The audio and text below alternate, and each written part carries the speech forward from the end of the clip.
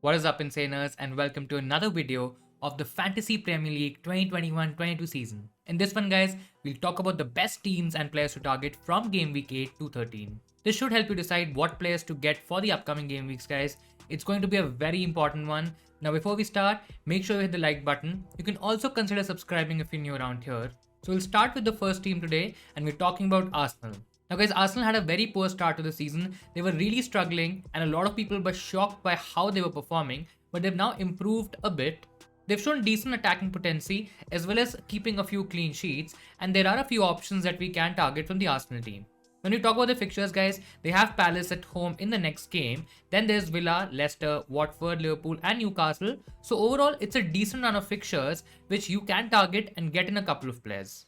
Now, when we talk about Arsenal options, guys, I think defense is where most of the people will be going. Of course, you have the cheaper option in Ramsdale. He's a great goalkeeper option. He's a budget option, guys, who would give you a good defense, who would be a part of a decent defense. He might give you some save points because Arsenal are conceding a lot of shots. They are conceding a few chances as well. So there's a decent potential for save points, and you can also get clean sheets. Now, one thing to note here, guys, is that Arsenal has kept clean sheets against the teams who have struggled to score goals.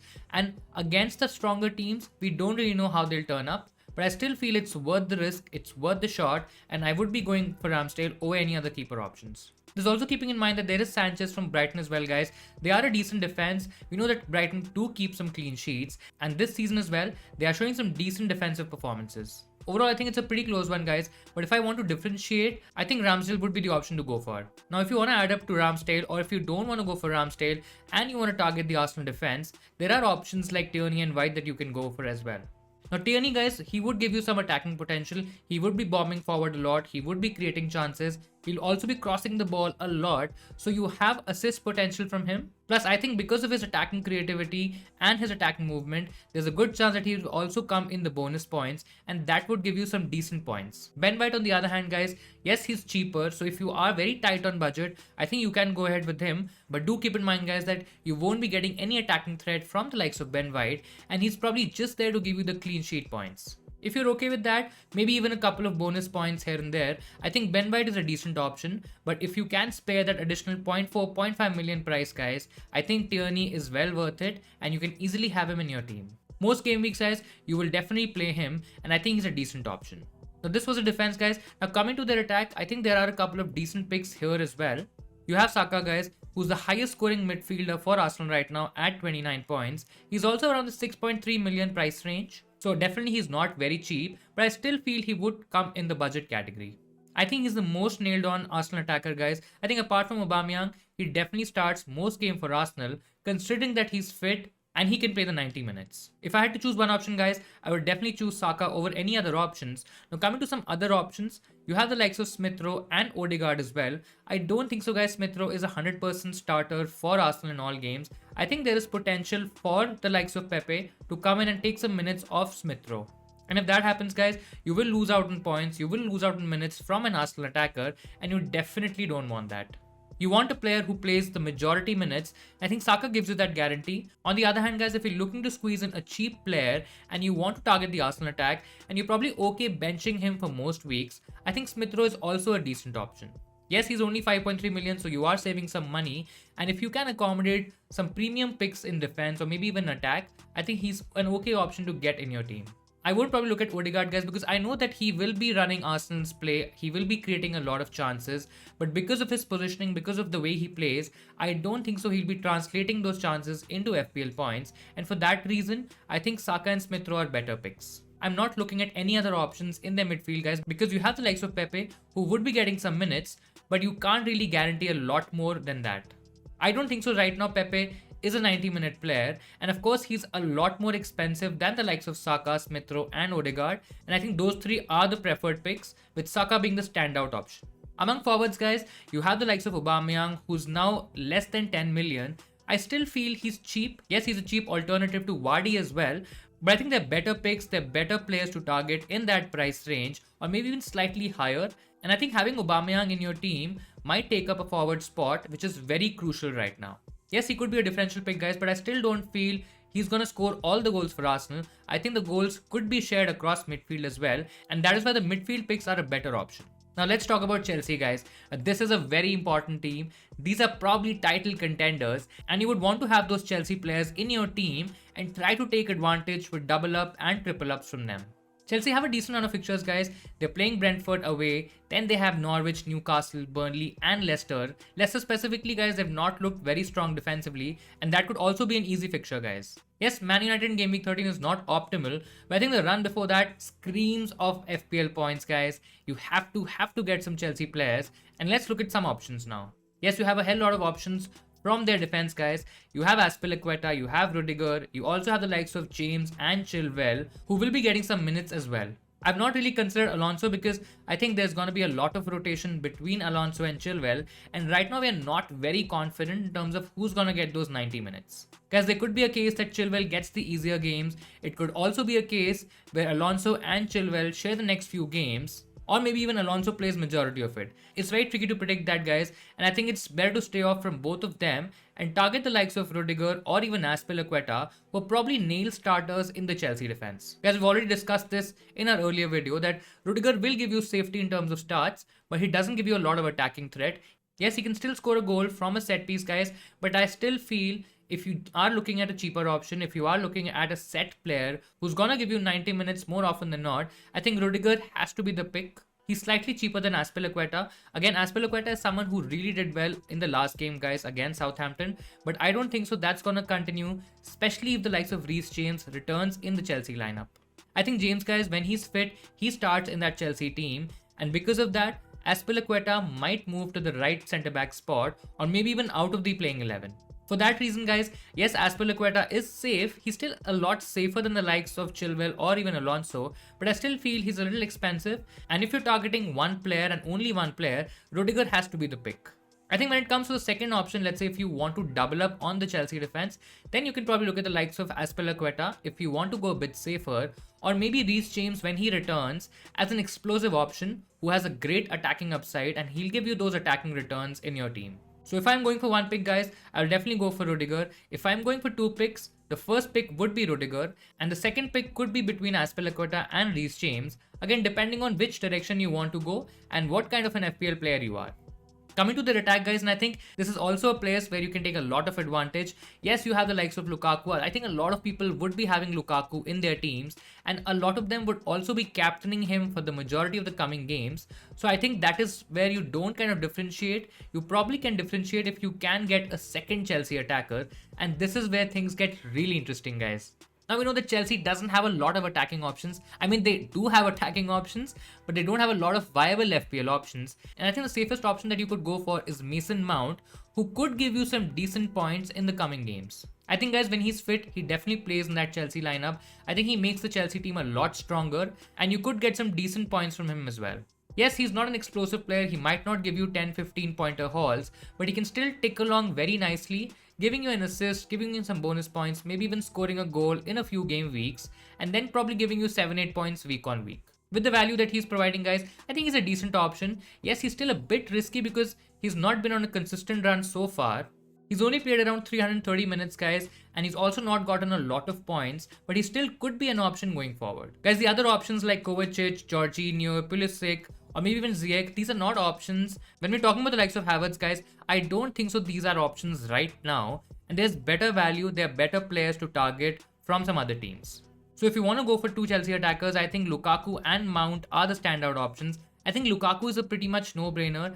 If you're looking to captain a Chelsea player, guys, it has to be Lukaku. He's the main threat. He's the main goal scorer. Yes, he was a bit unlucky against Southampton, but on some other day, right, he could have got 10, 12, maybe even 15 points from that game. And I think that is what you will get from Lukaku in the upcoming games. He's facing the likes of Norwich, Newcastle, Burnley, Leicester, and even Brentford. And I think these are decent defenses to target, guys, and he could get a few goals. He could outscore the likes of Ronaldo in the upcoming game weeks. Our third team in this video, guys, is Man City. Yes, we have to talk about Man City because there's a lot of rush, there's a lot of cry around Man City players, some of their defenders, maybe even some attackers. And let's see what the hype is all about. Yes, the fixtures are okay. Yes, they're playing Burnley at home, which could be a great fixture. Then Brighton away could be tricky. But then look at the home games, guys. They have Crystal Palace, they have Everton, West Ham. They're not the best defenses in the league. I think they're decent points potential from all these games, guys. Don't get me wrong, I still feel City is the strongest defense in the league, guys. They could easily get clean sheets in majority of these games, and having a double up on the City defenders could be very, very important, guys. Now, looking at the Man City defenders, guys, you have the likes of Cancelo and Diaz. I think they are the top two options. With Cancelo, you get a lot of attacking potential. You get a chance to get those assists. You get a chance to even get a goal. We know that Cancelo can play in a number of positions. We know that he will also be among the bonus points when he's playing well, when he's attacking, and I think he's the best City defender to go for. Yes, there's a slight risk in terms of rotation that he might get rotated, but I don't think so. Zinchenko is an option right now, and Pep would be playing Cancelo in majority of the games, so that kind of secures his position in the team. Right now, guys, I think he's a part of the Man City's strongest 11, and I think Cancelo plays majority of the upcoming game weeks. Now, if you want absolute certainty in terms of start, if you want a player who will start all the games, I think this could be as certain as it gets. I think you can go for Ruben Dias as well, guys. He's also a great option. Yes, he doesn't look as attacking as the likes of Cancelo, but I still feel you would be getting those clean sheet points with the kind of passing, with the kind of game that Man City plays, guys. I think Diaz also will be among the bonus points. In majority of the game, guys, we've seen that when Man City gets a clean sheet, I think Diaz is majority of the times among the bonus points, and you can still take advantage of a couple of points here and there. You never know, guys. He can even score a goal from set pieces. We've seen that before. And I feel if you want to go a bit safer, Diaz is your man. Now, guys, I've been asked a lot of questions about probably even going a triple up for the Man City defense. I think that's a bit too much. And the third option, Laporte, is not as nailed as we might think he is. There could be some rotation when the likes of John Stones comes into the team. And I don't think so Laporte is a viable option right now. Yes, he's a bit cheaper than the likes of Cancelo and Diaz, guys. But I still feel having that additional money for those two options is completely worth it, and I think I won't be going for someone like a Laporte for my team. In that price bracket, guys, you have the likes of Reece James, who could be a lot more attacking, also playing for a decent defense in Chelsea, and I'll probably go for James instead of a Laporte. Now, looking at their attack, guys, and this is where things can get really messed up. You have the likes of Grealish, you have the likes of Foden, Kevin De Bruyne, even Gabriel Jesus, who's playing as a forward, and I think it's a very tricky one to go for in terms of understanding, right, which City attackers to go for. I think the Pep roulette has made things so bad that we're so afraid of going for one City pick, because in most games, I think there's a high chance that that pick could get benched, and we would be having absolutely no idea in terms of what to do then. I think if you want security in terms of starts, you have the likes of Jack Grealish, who has been the most regular City attacker right now. Guys, he started all games in the league so far, and that is really saying something about Pep, who loves rotation. I think as the problem with Grealish is that he's not been translating those performances into FPL points. He's only scored a goal and provided an assist, and that is not really a lot from almost an 8 million City attacker. I think it's anyone's guess who's going to play, guys, but I still feel with the likes of Phil Foden and Kevin De Bruyne coming into the team, the attacking performances from Man City, they're definitely going to improve, and Phil Foden could be a cheeky differential in your team, guys. Right now, he's the same value as Jack Grealish, guys. Yes, he's probably a lot more riskier than Grealish in terms of starts, but he's a great differential to have. He's only owned by almost 2% of FPL managers, guys, and you can get on him early. You can go for that Man City punt, and he could really give you a lot of points in the upcoming game weeks. When we look at all those fixtures, guys, at least from an attacking perspective, they look really good, and I think Phil Foden could get a lot of points in those games. Yes, he is risky, so if you're not a risky player, if you like to play safe, then he's definitely not the pick for you. Third attacker is Kevin De Bruyne, guys. I think he's very expensive. I think in that price range, you're getting the likes of Mane, Salah, maybe even Ronaldo as an attacker, who could give you a lot more FPL points than Kevin De Bruyne, guys. We know that with the Champions League games coming up, there could be a lot of rotation, and Kevin De Bruyne might not start all the games in the league. That's the problem with him, guys. At that price, at almost 12 million, you want a guaranteed starter. You want somebody probably on free kicks, penalties. You also want someone who scores a lot of goals and creates a lot of chances, someone like a Salah. And I think we can't really expect the same kind of output from Kevin De Bruyne right now. Yes, one reason is also rotation. There could be a lot of rotation, but I still feel he's not Man City's talisman anymore. And they have a lot of options. They have a lot of players who can score goals, who can create goals as well. And probably Kevin De Bruyne doesn't stand out anymore. The last City option is Gabriel Jesus, guys. Now, he's a very interesting option because, yes, he takes that one attacker option, But you could also take a punt rather than going for a Phil Foden, guys. You could go for Gabriel Jesus, but then you would be probably picking him ahead of the likes of Jimenez and even Antonio, guys. And would you really want to do that? That's your pick. That's totally your call. But I still feel it could be a cheeky differential. Yes, it's a risky one. So make sure that you have a decent bench. Make sure that you have midfielders, you have attackers in your team who can come in if the likes of Gabriel Jesus doesn't start. But I still feel he could be a decent pick. Now, do you think he's going to outscore the likes of Jimenez, Antonio, maybe even Jamie Vardy? Maybe not, but I still feel if you want to take a punt, he's right up there in that punt category, guys, and a decent option. So if I have to rate these picks, guys, I'd probably go ahead with a double city defense in Ruben Diaz and Cancelo and have someone like a Phil Foden in my team as a great potential punt for the upcoming game weeks. Now, let's talk about the next team, guys. We have Southampton, who has a decent run of fixtures coming up. They have Leeds, Burnley, Watford, Villa, Norwich, and then they face a tricky Liverpool side. But I think this fixture run is quite good to get in a couple of Southampton players. Now, when you look at options, guys, you won't see a lot of options. I think this is going to be a quick one.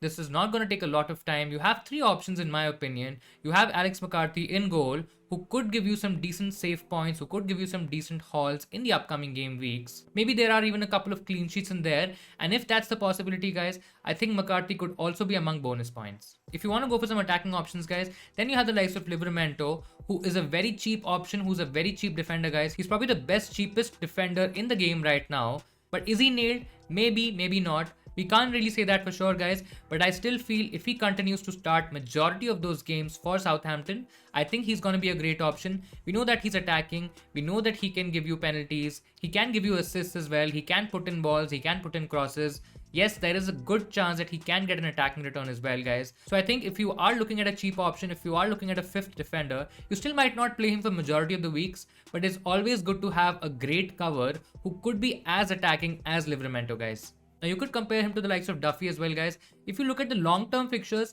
maybe Duffy is the better pick. But I think with Brighton, there are some injuries in the team in terms of the defense. And we don't know what happens when the likes of Lamptey comes back in the team. Maybe Duffy goes out, maybe Weltman goes out. Right now, you can't really say that for sure. So I think Livramento is a decent fifth option to go for. Another attacking option could be Adam Armstrong, guys. Now, he's a great differential if you're looking at a very cheap striker option. If you don't want to go for the likes of Tony, guys, especially if you have someone like a Buemo in your team already, then you can also target Armstrong from Southampton.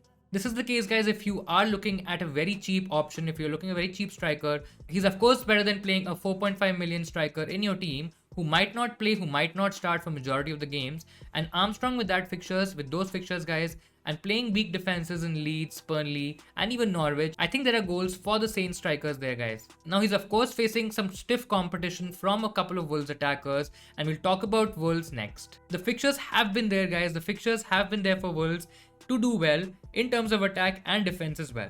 In the upcoming games, they're facing Aston Villa, Leeds, Everton, Crystal Palace, West Ham, and Norwich, which is gonna give you a lot of FPL points. I think Wolves have been decent. They've had a couple of performances where they've attacked well, they've defended well as well. They are keeping clean sheets.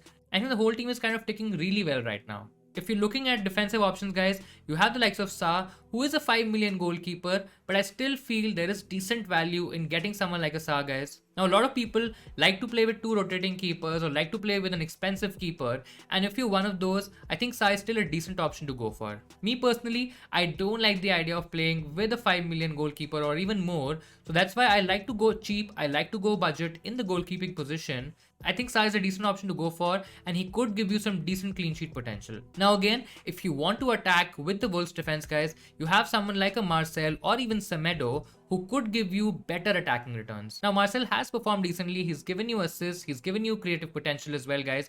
But there is a chance that the likes of Ait Nouri, he could come back into the team and replace Marcel. And for that reason, I don't prefer him as my defender from the Wolves team. With a little bit more value, guys, you're getting someone like a Nelson Semedo who is definitely nailed in that Wolves defense. He's going to give you a lot of attacking potential. He's going to bomb forward. Yes, we know that he can cross the ball. Yes, we also know that he's a bad finisher, and because of that, he struggled to score FPL points, but I still feel there is decent potential from someone like a Semedo. In terms of clean sheets, maybe it's not that easy, but I still feel with a Semedo, you're getting a Wolves attacker, and he could give you some decent points. Guys, if you don't want to look at the defense, or probably if you want to look at some additional players apart from the Wolves defense, you can also look at their attack. You have the standout option, Raul Jimenez, guys. He's a 90-minute man. He's the most nailed option in that Wolves defense. He's gonna give you minutes, and guys, with those minutes will come those attacking returns. Right now, he looks like the more creative option among the forwards. Let's say we compare him to someone like a Wang. I think Jimenez has more creative potential, and that is why he's getting a lot more assists than probably expected. But I still feel he's a standout Wolves attacker to go for. With him, you don't get any risk in terms of starts. With him, you also get attacking returns because he has to be the one who will tick along really nicely, who will be the main focal point of the Wolves attack, and he can also feed bang as we've seen in the games recently.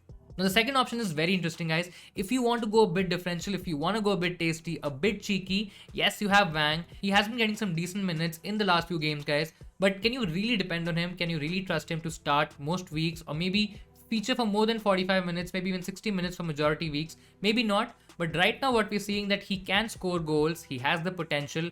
And if you're looking for a third attacker, if you're looking for a third option who might play or might not play in your team regularly, I think Wang could be a decent one to go for. That is, of course, if you don't want to go for Jimenez, guys. If you're looking at other options like a Jamie Vardy and you have someone like a Lukaku as well, I think Wang could be a decent third striker option, guys. Right now, I have Jimenez in my team, but if you're wildcarding in Game Week 8, guys, there's a good chance, there's a good case to be made for Wang as well. Now let's look at some other options as well. You have the likes of Leeds United, who are also having some decent fixtures. They have Southampton, Wolves, Norwich, Leicester, Tottenham, Brighton. Those three are going to be tricky fixtures. But I think the next three, Southampton, Wolves and Norwich, are screaming goals, guys. And I think we know with Leeds, they can score goals. Yes, defensively, they are really bad. I mean, they are really, really bad. But I still feel Leeds can score goals. I think with the absence of Patrick Bamford, guys, I think Rafinha has taken up the mantle. He's the main attacker right now for Leeds. And if you want a budget option, if you want a budget midfielder who's cheap, who's going to give you returns, who's also scoring goals, guys. Yes, Rafinha is scoring goals. I know that he's missing a lot of chances, but I still feel he is the attacker to go for. He's the Leeds main man, and you could not go wrong with Rafinha, guys. In terms of the other options, I'm probably not very excited about their defense because I know that their defense doesn't keep a lot of clean sheets. Now, I know Melier is an option, but I think he's expensive. He's not going to give you a lot of clean sheets. Yes, he could give you save points, but I think you have the likes of Ramsdale, maybe even Sanchez in a cheaper price point, and those could be better options. I think till the time Bamford is out, guys, nobody else is realistically a Leeds option. When Bamford returns, he could be a potential option, guys, but let's see what's the timeline on that. Right now, it's only Rafinha from Leeds United. Let's look at another very interesting team, guys. We have Brentford, and I think a lot of people will be very hot in terms of the Brentford players, especially considering how they've played so far. The standout options are three, guys. You have Raya in terms of goalkeepers. He's going to give you a lot of save points. He's going to give you some clean sheets here and there as well. And I think if you are looking at a cheaper option, he's right up there with the likes of Ramsdale and Sanchez, and looks like a decent long-term pick as well. Having said that, guys, I still would prefer their attacker. I would still prefer the Brentford attack, especially when the likes of Buemo and Tony, I think the way they are playing, the way they are connecting, the way they're carrying forward the Brentford attack, I think those two are standout options to go for. If you're looking for a cheaper midfielder and if you don't have a lot of money, I think Buemo is a great option. He's playing out of position, we all know that. He's playing as a striker, we know that. He could be on some set pieces and free kicks as well. It might not be for a very long time, but I think you could really enjoy it till it lasts, guys. Whether on a wildcard or not, guys, he's still a very serious option to consider, and you should have him in your thinking while building your team for the upcoming game weeks. We know that he's going to take a lot of shots, guys. We know that he can also score a goal, and I think he's the standout option among the likes of Emil Smith-Rowe, Odegaard, and those certain players. Now you can also go for the likes of Ivan Toney, guys. I think he's a cheap set and forget option if you want to target long-term fixtures. If you're looking at a striker, if you're looking at a cheaper option who would be staying in your team for a very long time, I think Ivan Toney could tick along really nicely, guys. He gives you that flexibility to invest a lot more money in attack, especially among the forwards, and I think you can also play him for a lot of easier games. I mean, you can easily play him for Norwich, you can play him against Newcastle, you can also play him, let's say, against Leicester or even Burnley for that matter. I think all of these are decent games. Yes, the Chelsea game is going to be a bit tricky, so you have to have a plan in terms of what do you want to do with assets like Buemo and Toney, but I still feel Brentford, for the upcoming fixtures, they are representing decent value, they could be good options, and they could be really good budget enablers in your team. Now there's one more team to target, guys. It might be surprising for a few, but we're talking about Tottenham here. I know the fixtures are not great. You have Newcastle in the next game week, which looks pretty good. But then you have West Ham, Man United, Everton, which are all tricky games. But then again, the Leeds fixture becomes a lot more easier. And then you have Burnley. And then there's a decent run of fixtures for somebody like a Son to target and get you good FPL points. I think guys, even if he's not an immediate target, he could be in your game plan from game week 10-11, and I think that is when you target him. Now, one very interesting thing is that Son has been ticking along nicely. He has been scoring goals, he has been providing returns, but I still feel you can't really trust the Tottenham team, you can't really trust their attack, especially considering how bad Kane is playing right now, guys. I don't think so he's in the right frame of mind. He's not in the right space, he's not scoring goals, he's not finishing chances that you would expect him to score and finish. And I think because of that, the Son appeal reduces a little bit for me. Having said that, guys, he still scored 3 goals and provided 2 assists, so those are 5 attacking returns in 7 games, and I think it's pretty decent. My only problem is that he's priced at 10 million, and you have a lot more cheaper options who could be a lot more valuable, guys, and I think that is where a lot of people won't be going for someone like a Son. And it's kind of true as well, right? Because his ownership right now is only 13%, guys. And it's very surprising when we talk about an option, someone like a Son especially. I mean, you really expect his ownership to be a lot higher, considering how good of an option, how good of an FPL option he's been in the past few seasons. Nevertheless, guys, I think you should really have him in your thinking. You should probably not get him straight away, but I still feel there's a case to be made for Son for those easier fixtures in the upcoming game weeks. There are potentially no other options from the Tottenham team, guys. I don't really trust their defense. Hugo Lloris is a lot more expensive than some other keepers, and I also don't trust Kane right now. Considering that he's a premium option and he's not scoring at all, I don't think so he's in my plan at all right now. Maybe things can change, guys, if Tottenham really start clicking along, if Kane really starts scoring a lot of goals, maybe we could have a different conversation then. But for now, I think Son is the only option to go for. Okay, so these were some teams and players to target in the upcoming game weeks, guys. I think there are a lot of options to go for. If you're making your wildcard team, guys, I think this is a very interesting time. You could explore a lot many options. You could go for a lot of different combinations, and you could really differentiate yourself from the template and gain a lot of FPL ranks. Guys, do let me know in the comments below what players and teams are you targeting, and if I've missed any particular players that you're also interested in. I would definitely love to know your thoughts. So that'll be all from my side, guys. I hope this video was useful in deciding what teams and what players to go for the upcoming game weeks. Do smash that like button if you enjoyed today's video, guys. Don't forget to subscribe to the channel as well. Now, guys, we'll be back in a few days with the next set of videos, including our team selection and the best captain picks. Do look out for that. Till then, keep tinkering with your teams, and I'll see you insaners next time.